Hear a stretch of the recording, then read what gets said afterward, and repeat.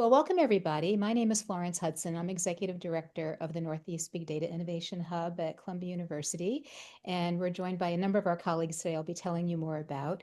And you are now part of the Quantum Webinar Series, which is co-sponsored by the Northeast Big Data Innovation Hub and the Ecosystem for Research Networking.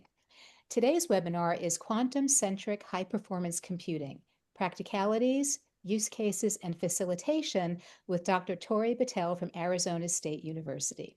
Next slide, please. First, our code of conduct. We expect everyone to treat each other with respect and grace, and there'll be more information about that in the chat. Emily will be sharing that in the chat, nebdhub.org/code of conduct. Next slide, please. So today's moderators, I already briefly introduced myself. I'm Florence Hudson, Executive Director of the Northeast Big Data Innovation Hub, funded by the National Science Foundation and a few other organizations, including NIH and DARPA and the Department of Transportation. And I'm also a founder of the National Student Data Corps, which provides open online data science and cybersecurity and now quantum-related education like this today. We're in the Data Science Institute at Columbia University, and I'm also on the Ecosystem for Research Networking Steering Committee with my colleague Faru. Faru Garamani is going to be moderating the Q&A today. She's Assistant Vice President for Research and Innovation at EDGE, and she's on our steering committee at the Northeast Big Data Innovation Hub and the ERN Steering Committee. And then Emily Rothenberg, who made this whole thing happen. Emily is our program manager for the National Student Data Corps in the Northeast Big Data Innovation Hub in the Data Science Institute at Columbia University. And we're always very grateful that Emily manages all of this for us. So Emily, thank you for always doing that for us. Next slide, please. So today we're going to hear from Dr. Torey Battelle. Quantum-Centric High-Performance Computing, or HPC as we call it, Practicalities, Use Cases, and Facilitation. Dr. Battelle is an Associate Director in the Arizona State University Research Technology Office. She is instrumental in ASU's Quantum Collaborative, a collection of universities, industry partners, and national laboratories, driving the advancement of quantum technologies and workforce development. We're delighted to have her presenting today. We got a little glimpse of her slides. They look really cool. There's going to be all sorts of cool topics. And after she presents, we'll go to a Q&A, which Faru will be moderating. You could put your questions into the chat, and then Faru will be keeping an eye on them and then having a discussion with Torey to help answer those questions. So thank you, everybody, for joining us today. And now I'd like to hand it over to Dr. Torey Battelle. So hello again. I'm honored to and excited to be here with all of you to share this time. And I hope I can inspire you to learn a little bit more about quantum computing, or at least increase your interest in this space. So my talk today is Quantum-Centric HPC, or High Performance Computing. Practicalities, Use Cases, and Facilitation. We may not get to the facilitation part. However, I look forward to a good discussion about what it takes to use quantum computing and also how we can do that. My next slide was just an outline, which I essentially already went through. So we'll move forward. I'd like to say a few words about the Quantum Collaborative, which is an initiative at Arizona State University, which connects top scientific programs, initiatives, facilities, and leading quantum information science, technology, and technology talent. We look to partner with industry to advance quantum information science, to train the quantum workforce of tomorrow, and to drive U.S. quantum advantage. Our partners are many. We have 5 main academic partners who participate in research with us. Several industry partners, including telecommunications, quantum computing companies, some financial and quote use case industry partners, national laboratories, and actually quite a few workforce development partners.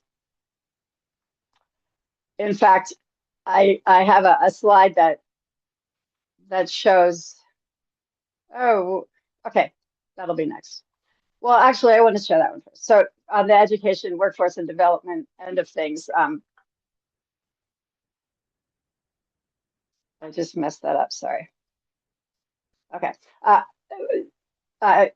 Mira Sparks, which is a program at NAU, Northern Arizona University, which is one of the three state universities that are in Arizona, has some fantastic opportunities for children. They have, you can see this picture of their van. They've got this colorful van, and they put lab coats on kids, and it's just a really neat organization and effort that I wanted to share. And then Qubit by Qubit is another workforce development partner who is instrumental in moving things, in educating in this space.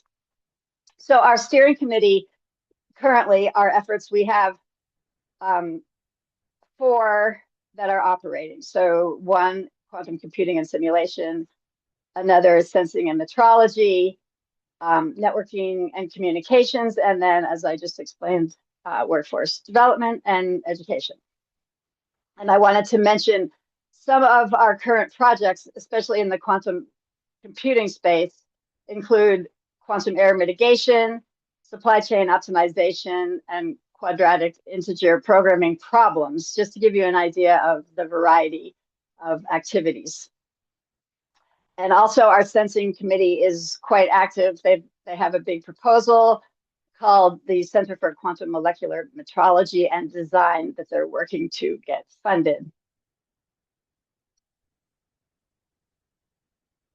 I also, so the way that all of this got started, and I mentioned this, is because it was really quite an exciting opportunity, or exciting get together, so to speak. It was our summit in December of 2023, where many of the partners got together just to brainstorm. We tried to, or we did encourage cross-committee collaboration. So that resulted in 32 proposals submitted for an aggregate budget of $86 million. And to date, we have, and this includes what arose from the summit as well as other previously funded activities.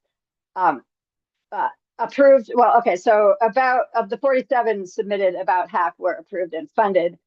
And you can see that we have completed $587,000 worth of research. So that is pretty exciting. Switching gears a little bit here, I'm going to talk about quantum computing. I like to look at the difference between quantum and classical from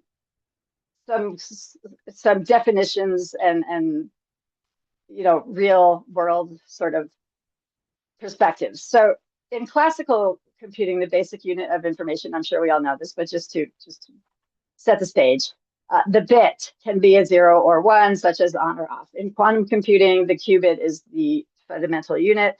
Again, that can be 0 or 1, but can also be a superposition of these states, which opens up a lot of possibilities.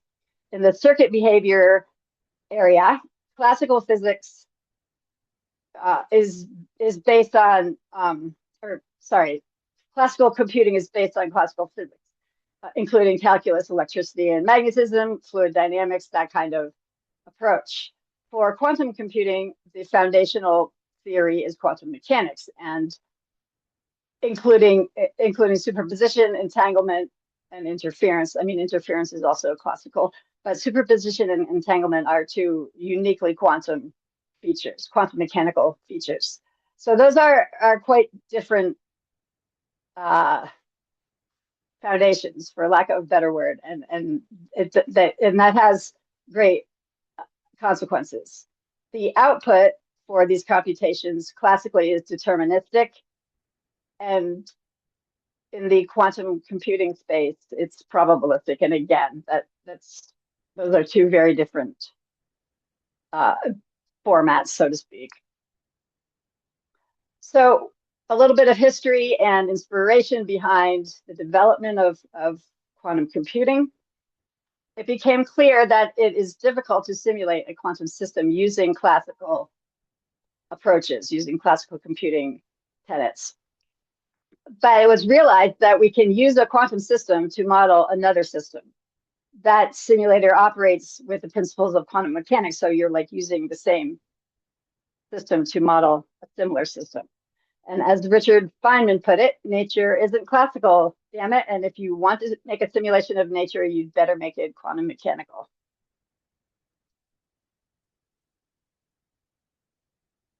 Okay, so as we all know, when HPC kind of ramped up, it had an explosive impact on computational research, and we've realized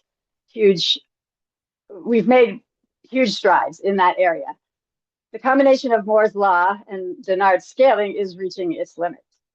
What can we do to, how can we address that? How can we continue to advance computation without, how can we continue to advance computation, period?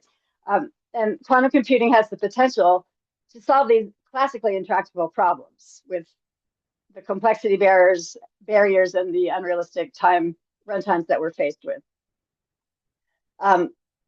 It can also help with the scaling problem. Classically, computers scale, or computations scale linearly with the number of transistors, whereas quantum computers scale exponentially with a number of coherent qubits.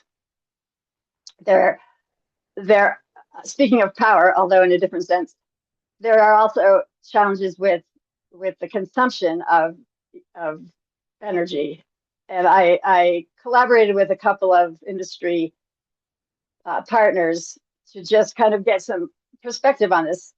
And this is IQM, who is the top blue line, is the world's projected world's energy production, which if you look at, so this is the point of the slide is that classical compute already uses, a high proportion of what the world produces in energy, and it's not going to slow down.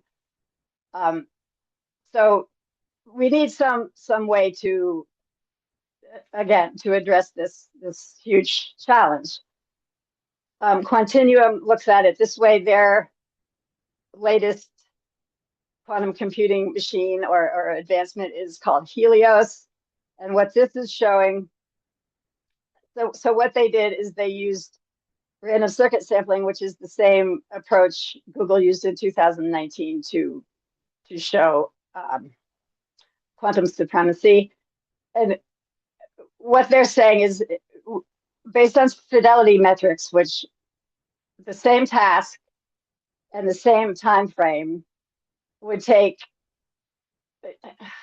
classically, to compute that, we would need to use enough energy, the energy equivalent of the total wattage, or I guess that would be the power equivalent of the total wattage of all the stars in the visible universe.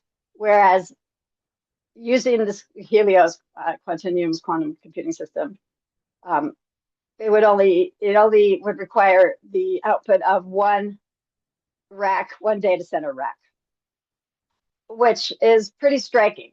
And that's just one example. So this is not a universal case, but it's kind of a plug for, let's at least look at this and see how we can incorporate quantum computing to help with the power consumption issue. I wanted to just give have a little discussion about speed up, because this can be rather convoluted. And what I'm showing up here is what I've taken as in kind of an aggregate agreement, and not everyone would define these labels this way, but it's it's broad enough that it's a pretty good description. So quantum utility, which is where we are now in the noisy intermediate scale quantum error, works for the current qubit count, or around 100 and slightly more qubit systems. And we can perform reliable calculations at a scale that's beyond brute force classical methods. And the current systems in quantum utility are useful, right? They are valuable research tools. But you know, we haven't gotten to the point where we can go further than what classically we can compute.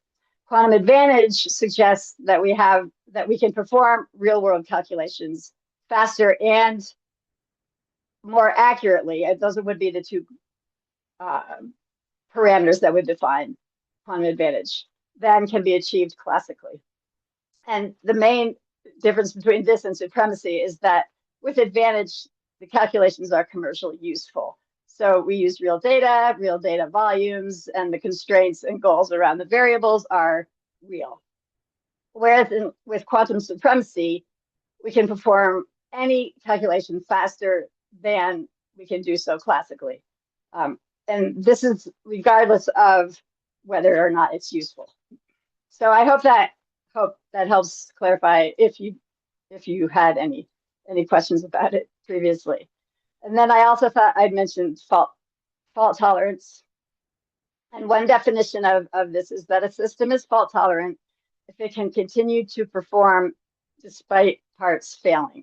And this is a reference to quantum error correction, which is integral to the successful deployment of quantum advantage. The ability to correct rogue qubits, say, and to figure out which are rogue, and make the calculation give us realistic and useful results.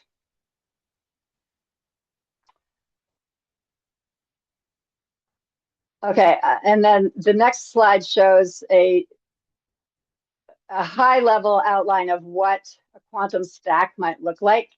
So you start with a quantum algorithm that encodes decision variables, and it also uses the specific hardware to guide the qubit kind of setup, simplify the way that the qubits will react or interact with the process as a whole. Secondly, we have transpilation, in which the instructions in the circuit are compiled into hardware native instructions. Error mitigation methods are then encoded as circuit instructions. At the pulse level, these circuit instructions are represented by physical pulses to qubits. So that's, you know, your microwave pulse that makes the gates perform, essentially. And then the circuit is compiled into machine executable waveforms, which are run on a quantum processing unit. So this is, I mean, the fact that we can even do this, to me, is just amazing. Of course, there are limitations, such as coherence times. The qubits don't last very long before they relax and dephase and become useless for computation. There are bottlenecks when the circuit duration is longer than that quantum coherence time.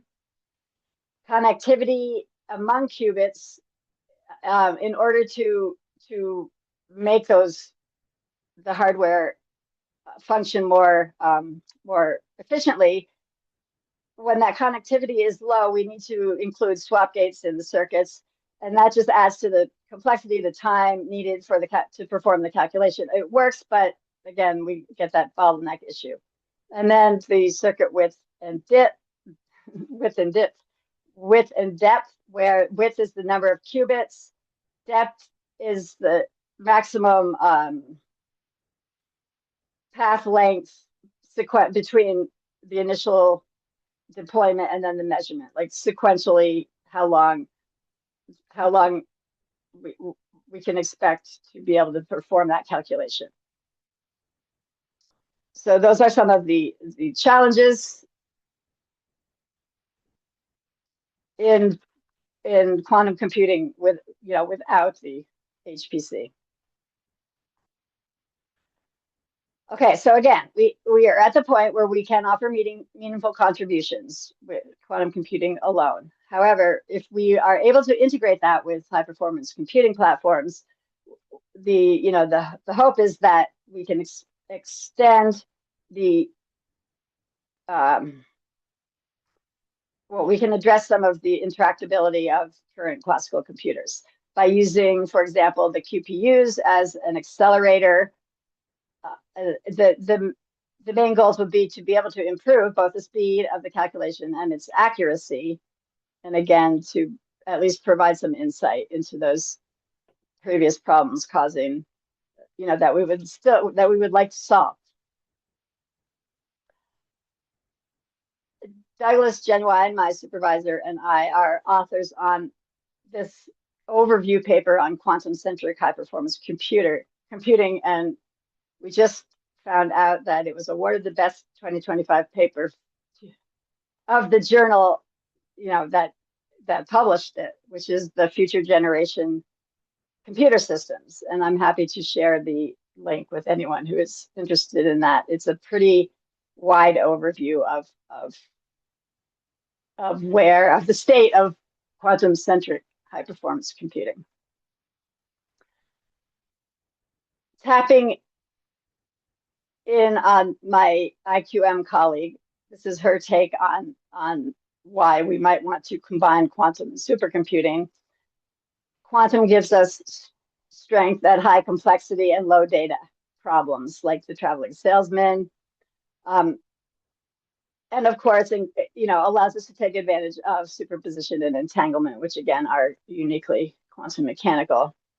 And on the supercomputing end, HPC is strong at parallelization, which quantum computing really is not. And also general purpose computing. So we'll never be able to do things like data process, or not, I'm sorry, text, what am I trying to say?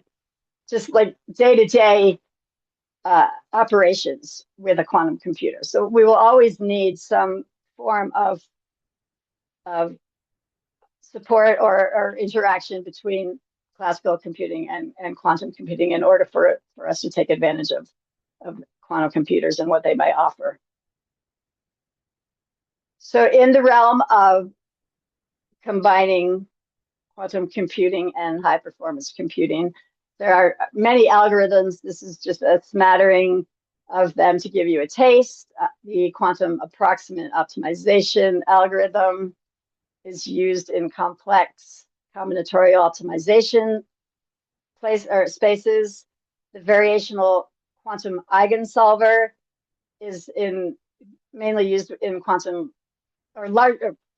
chemistry problems. Take advantage of that because much of what is fundamental there is finding the ground state or the minimum energy of a given system. Sample-based quantum diagonalization is relatively new on the landscape and has proven to be quite impactful. And its main focus is to find, or its main use is to find eigenvalues and eigenvectors of these quantum operators. And it is mainly used as a post-processing technique, which is, well, actually, I'll get into that a little bit later. So we're just doing an overview right now. And then the fourth one I chose to highlight is the operator backpropagation. The idea of this is to reduce the circuit depth required to measure observables. And here we've got another slide shared by my IQM colleague, just to show the potential of combining the two computational paradigms. She says that 50%, well, I mean, the publication is there, but or more than 50% of NISQ workloads, and NISQ is the National Energy Research Scientific Computing Center, are applicable in this, for this combination of HPC and quantum computing. So that's quite exciting, really. And NISQ is a facility that has a wide range of use cases and users. So you can take that as a smattering of a national applicability / interest. And so actually, so now I just wanted to get into more detail about a couple of these use cases, but I thought, we can does anybody have any questions at this point? I can't. There is one question from Robert Kujuba. Can you also comment on how post-quantum cryptography PQC will handle security for the future? That's not really my wheelhouse. However, I'm not sure what you mean by handle security. I mean, the post-quantum cryptography suggests that that once quantum computers are on the scene, there will still be challenges, because now we'll all be able to, because the solutions will be out there, or we'll need to protect quantum from quantum. Is that sort of what you're asking, or did I misunderstand?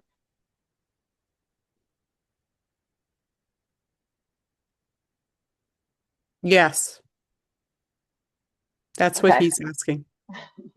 Yeah, we can have a discussion about that, and I can certainly provide some resources for you, but I don't have enough experience in that space to comment, really, except for what I've said. And you're right, it is an interesting development, I think. There's another question from Carl Barrybalt. A quantum-centric slide. On that slide, are the 100 plus qubits physical or logical? Those are physical. And that was right. it. Sorry. That's it. Carl also commented, in general, qubits refers to the logical versus physical. Is that true?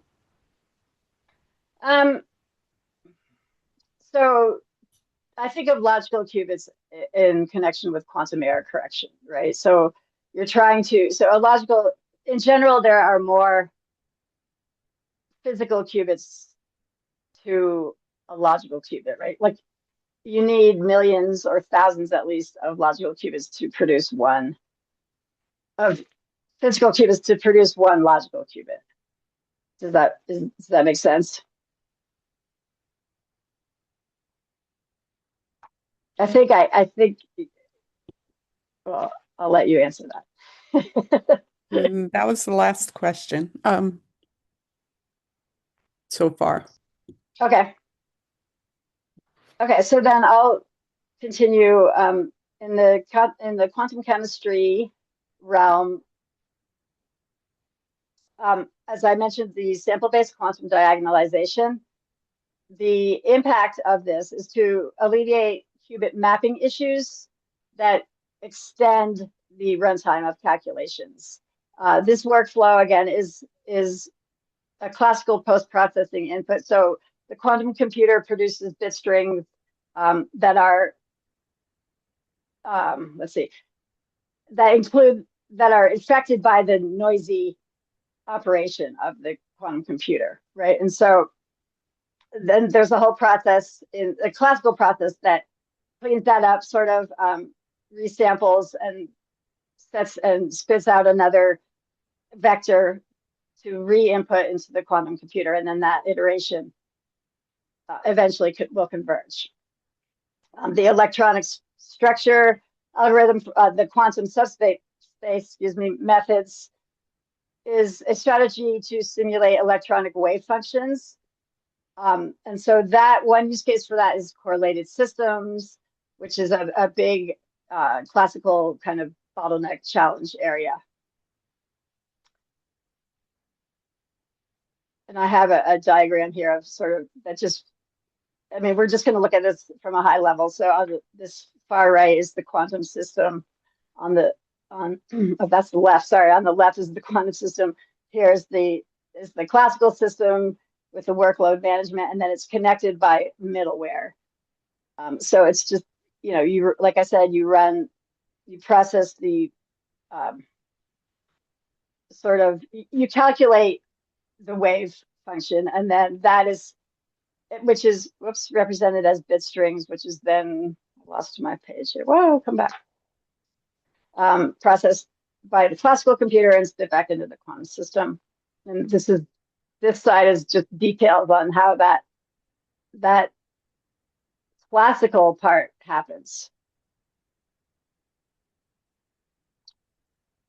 Another major success story is quantum optimization. And this one, it can also be addressed effectively with analog systems like D-Wave's quantum annealing approaches. But I mean, also by gate-based circuits, but there's the success in the annealing space has been pretty phenomenal, really.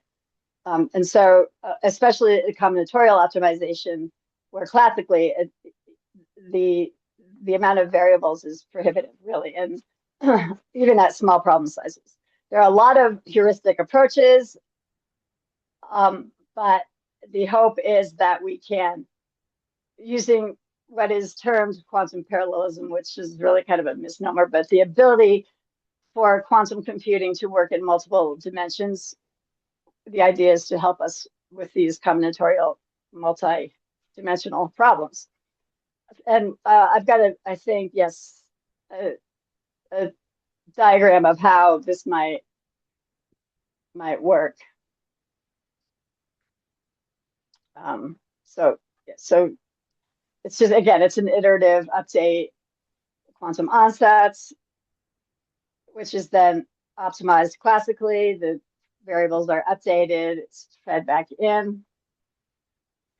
And C shows a picture of how quantum gate. So I'm sure you've all seen, likely have seen what a circuit diagram looks like, but that would be an example for a quantum optimization, combinatorial optimization problem.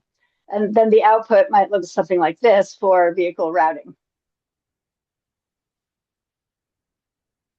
So each of the colors represents the route of one vehicle in between customers, starting and finishing at a central depot there. And the thickness of the line indicates the remaining capacity of the corresponding vehicle. So, I mean, we don't really need to know the details, but that's an example of how the quantum hybrid system, quantum HPC hybrid system might give a combinatorial optimization output. Just to show you that it actually works. Then I also thought I'd mention the synergy between quantum computing and high performance computing, and adding AI into that mix. And this information is taken from a report by McKinsey. Am I saying that right? Yeah, McKinsey. Okay, so this first slide shows how AI might be useful for quantum computing. So I can, you all can read, but I'll mention a couple. The optimization of optimizing the distribution of tasks between the quantum half and the classical half, predicting and correcting quantum errors. QEC stands for quantum error correction. Device calibration, qubit allocation, benchmarking tools, and helping with training quantum machine learning models. And in reverse, how quantum computing might be able to help AI is quantum algorithms can speed up data processing for enabling AI. They also handle optimization problems more efficiently. So that could boost the advanced reasoning and decision-making tasks for AI. Quantum machine learning can accelerate AI learning processes. Again, quantum parallelism can speed up AGI's training and inference stages. And again, as I mentioned, the algorithms excel with complex high-dimensional data. And so that allows AI to process and understand it helps AI to process and understand intricate information. And I ran across a paper from the Anhui Quantum Computing Engineering Research Center in China, where they had an actual LLM use case where the outcome was that even after reducing the model parameters by 76%, the training effectiveness increased by 8.4%. And the quote here is that it's like equipping a classical model with a quantum engine. So I thought that was pretty impressive. I don't know if that's indicative of, what can happen, but at least we have one example. In sort of the same spirit, there are some of us at ASU, as part of the Quantum Collaborative, are fortunate enough to work with some working groups that are hosted by IBM, but comprised of a variety of universities, of industry, interested use case companies, et cetera, such as electrical companies, sustainability and climate change, that kind of thing. And so I just wanted to share that the dynamic occurrence, I mean, the things are happening, and it's fun, it's exciting, it's interesting, it's hopefully useful and advantageous to society.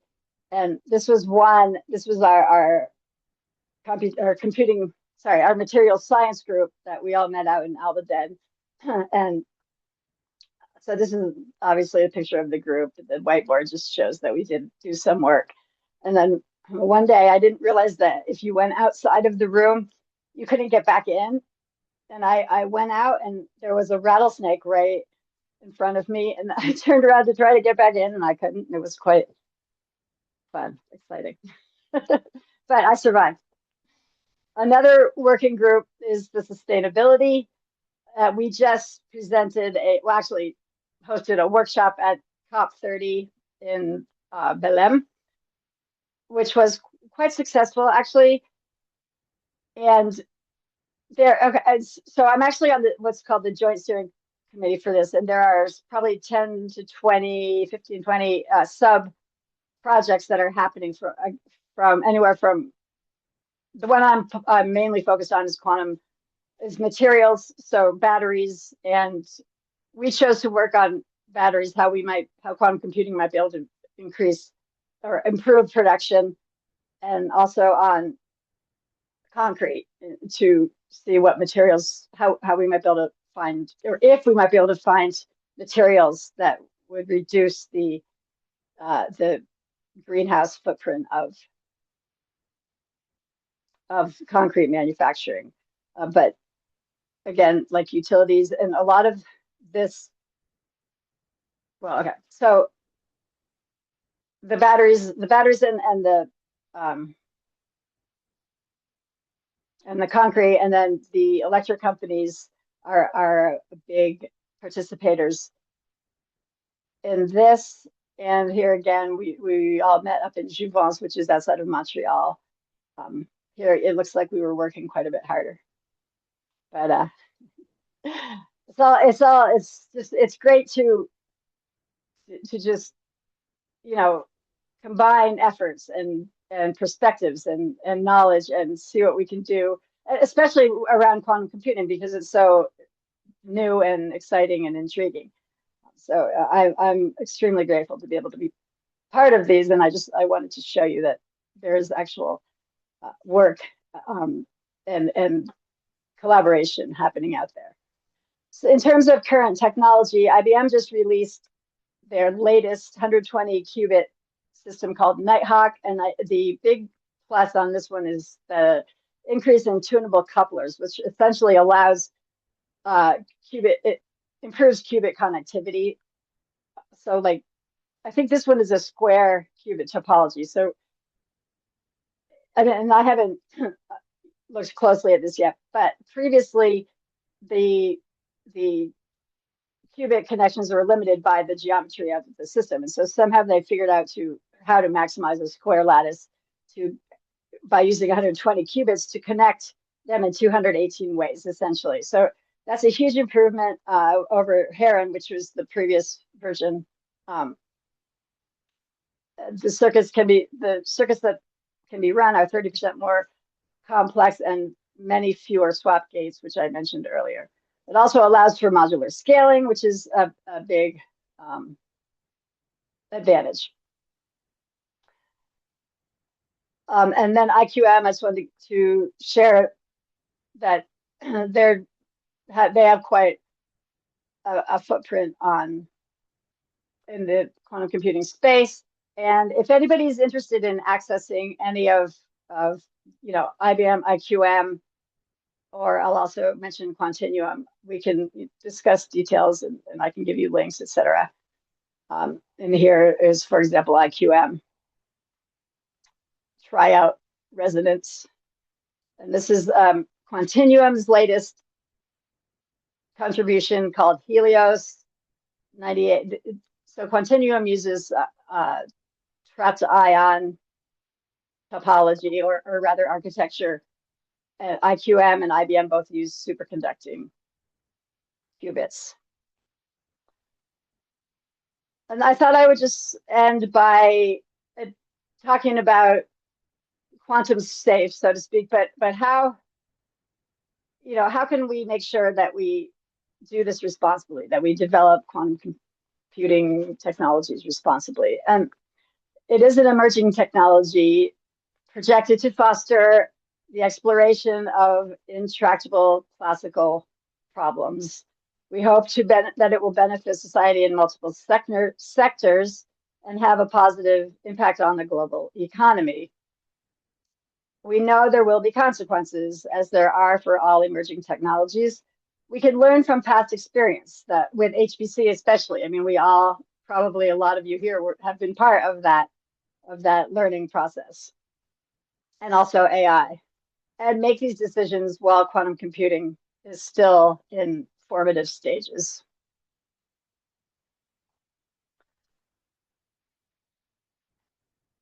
And just to mention, once we reach fault tolerance, which I defined earlier, what we're hoping to do is advance climate change mitigation, create a diverse and quantum aware workforce, and advance climate change mitigation. And then just to finish up, in the current area, the noisy intermediate stage, we are shaping a diverse and quantum aware workforce, building on hardware, software, and algorithmic successes to date, and continuing our extraordinary efforts in research, innovation, and collaboration in the quantum technology space. So thank you all for your attention, and I would love to have a conversation.